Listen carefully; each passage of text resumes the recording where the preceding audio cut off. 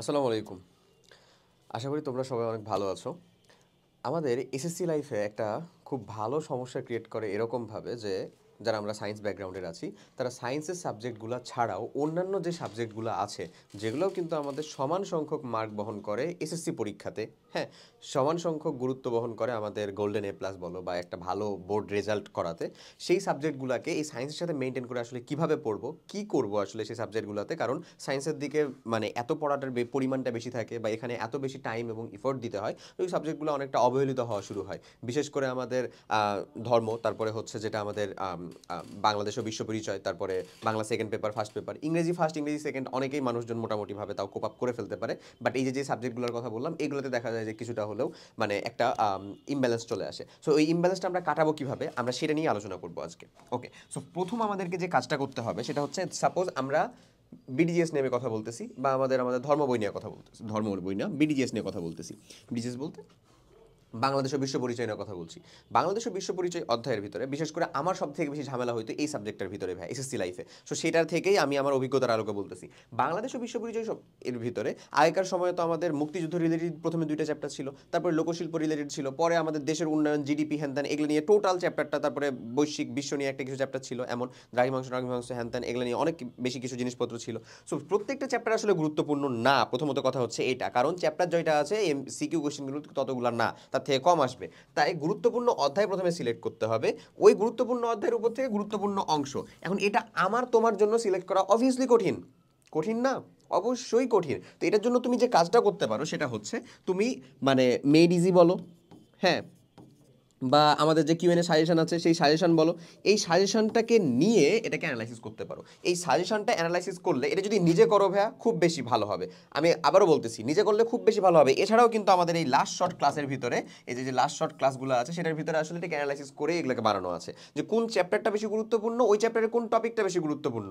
ধরো একটা চ্যাপ্টারের একটা টপিকের একটা পেজের ভিতরে ইনফরমেশন আছে মনে করো না একেবারে 70টা, থাকতে কি পারে না? এর থেকে তো বেশি থাকে রে ভাই, এর থেকে আরও বেশি থাকে। তো অতগুলো ইনফরমেশন কি প্রত্যেকটা চ্যাপ্টারের জন্য আমি মনে রাখবো? আমাদের জন্য এটা কি কঠিন না?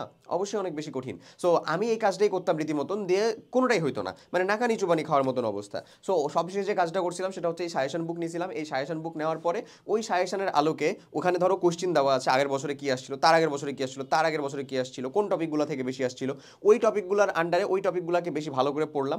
ওই টপিকগুলো পড়লে দেখা যায় যে ওই চ্যাপ্টার সম্পর্কে একটা সম্যক ধারণা কিন্তু আমার অলরেডি হয়ে গেছে। হয়ে গেছে না? হয়ে গেছে। ওই সম্যক ধারণাটা আমি বলতেছি না যে একেবারে টোটালি কমপ্লিট, মানে 100% এমন না, বাট ওটা কিন্তু 100তে অবভিয়াসলি 80% আপ। সো এই 80% আপ ধারণাটা তো আমাদেরকে ক্রিয়েট করতে হবে, কারণ আমার কিন্তু টার্গেট মেইনলি এই সকল সাবজেক্ট আসলে বোর্ড পরীক্ষা পর্যন্ত ভালো করতে পারার পরেই, তারপরেই কিন্তু তুমি কিন্তু আসলে এইচএসসিতে উঠে যাবা, তখন তখন দেখবা তোমার এই যে ধর্ম বলো বা বিজিএস বলো বিডিজিএস বলো হ্যান ত্যান এই সাবজেক্টগুলো কিন্তু আসলে নাই আর। ওকে, সো এই অংশটা থেকে আমাদেরকে পড়তে হবে আসলে এরকমভাবেই যেন আমরা গুরুত্বপূর্ণ অধ্যায় বুঝে ওই গুরুত্বপূর্ণ অংশটা পড়বো। সেটা যদি তুমি নিজে করতে চাও তাহলে যেটা বললাম সেটা হচ্ছে সাজেশন বুকটা নিবা, সাজেশন বুক থেকে অ্যানালাইসিস করে নিজে বানাবা। যদি মনে হয় না ভাই অনেক বেশি খাটাখাটনি হচ্ছে, তাহলে এই লাস্ট শর্ট ক্লাসগুলো দেখো। এই লাস্ট শর্ট ক্লাসের ভিতরে গুরুত্বপূর্ণ অংশ কোনটা সেটাকে হচ্ছে সম্পূর্ণ ইন্ডিকেট করে দেওয়া আছে, বইয়ের লাইনটা পর্যন্ত দাগিয়ে দেওয়া আছে যে ভাই তুই এই লাইনটা পড়, এই লাইনটা এখান থেকে পড়তে হবে। ওকে, এটা আমাদের প্রথম কাজ, প্রথম প্রায়োরিটি। তাহলে এখানে অবশ্যই তুমি বুঝতে পারতেছো আমাদের পড়ার কিছু অংশ অবশ্যই কমে আসলো। এখন আমাকে অত বেশি নিয়ে চিন্তা করতে হবে না যে অতগুলা পড়তে হবে, কারণ আমাদের আলটিমেট টার্গেটটা হচ্ছে রীতিমতন পরীক্ষায় ভালো করা, ভালো মার্ক পাওয়া। ওকে, আচ্ছা, সেকেন্ড যে কাজটা সেটা হচ্ছে এই যে অংশটা তুমি পড়লা, আসলে ধরো এই যে নিজে সাজেশন অ্যানালাইসিস করলা অথবা লাস্ট ক্লাস করলা, যেটাই করলা সেটাকে সাইকেল ওয়াইজ একটা রিভিশন করতে হবে। এই সাইকেল ওয়াইজ রিভিশনের জন্য মাস্ট বি আমাদের যে জিনিসটা দরকার সেটা হচ্ছে একটা এক্সট্রা বুক, খুবই গুরুত্বপূর্ণ, এটা লাগবেই। ঠিক আছে, এই এক্সট্রা বুক ছাড়া তুমি বই থেকে কখনো সাজেশন বানাতে পারবা না, সাজেশন করতে পারবা না। এবং এই সকল সাবজেক্টে যদি নোট করার চিন্তা করো তাহলে ইম্পসিবল এমন না, বাট নোট করার চিন্তা করতে গেলে সেই আমাদের ক্লাস 9 থেকে নোট করা উচিত, আমার পার্সোনাল মতামত। তাছাড়া এই সকল সাবজেক্টের নোট করতে যেয়ে এটা একেবারে চোখের পানি নাকের পানি চলে আসবে, এত বেশি ইনফরমেশন আছে এখানে। সো সব থেকে ভালো হয় একটা এক্সট্রা বুক নিলা, ওই এক্সট্রা বুক দিয়ে ওই এক্সট্রা বুক থেকে তুমি যদি আসলে ওই জিনিসটাকে সাইকেলওয়াইজ রিভিশন করো। সাপোজ এই চ্যাপ্টারের জিনিসগুলো হচ্ছে এমন যে এটাকে আমাদের প্রায়োরিটি লিস্টে একটু কম থাকে, তো তাই এটাকে যদি নিয়মিতভাবে যদি আমরা আসলে রিভিশন না করি তাহলে এখান থেকে ভালো মতন মানে এটা আমরা কয়দিন পরেই খেয়ে ফেলি, আসলে 1 মাস যাবে না আমরা খেয়ে ফেলবো, মানে এটা আমরা পরীক্ষার আগে ভালো পারি খালি, এরকম হয় না ভাই?